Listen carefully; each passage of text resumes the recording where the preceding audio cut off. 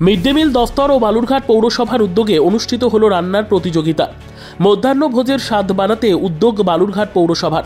বুধবার শহরের সমস্ত বিদ্যালয়ের মিড ডে মিল রান্নাকর্মীদের নিয়ে অনুষ্ঠিত হলো এক ব্যতিক্রমী রন্ধন প্রতিযোগিতা।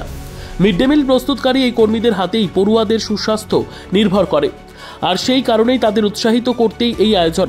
প্রতিযোগিতায় অংশগ্রহণকারীরা সুস্বাদু ও পুষ্টিকর খাবার পরিবেশন করেন। বিচারকদের রায়ে সেরা রান্নার স্বীকৃতি পেলেন কয়েকজন, তবে আসল জয় সকল রান্নাকর্মীরই। North Bengal Times report.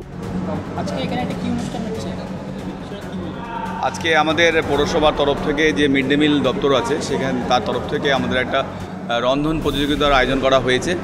বিভিন্ন বিদ্যালয়ের যারা মিড ডে মিলের কুকাররা আছেন তারা আজকে 5টি টিমকে আমরা সিলেক্ট করেছি। সেই 5টি টিম আজকে এখানে রান্না করছে এবং 1 ঘন্টা পর যখন রান্নাটা শেষ হবে আমরা আরও 5টি বিদ্যালয়কে আমন্ত্রণ জানিয়েছি। বিদ্যালয়ের 5টি ছাত্র এবং সেই স্কুলের একজন গাইড টিচার, নোডাল টিচার তিনি এসেছেন।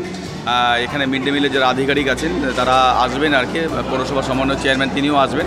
ঠিক 2টোর সময় আমরা সেই যে রান্নাটা হবে সেই রান্নাটা আমরা টেস্ট করব এবং যেগুলো ভালো হবে আমরা তাদেরকে সবাইকে পুরস্কৃত করব।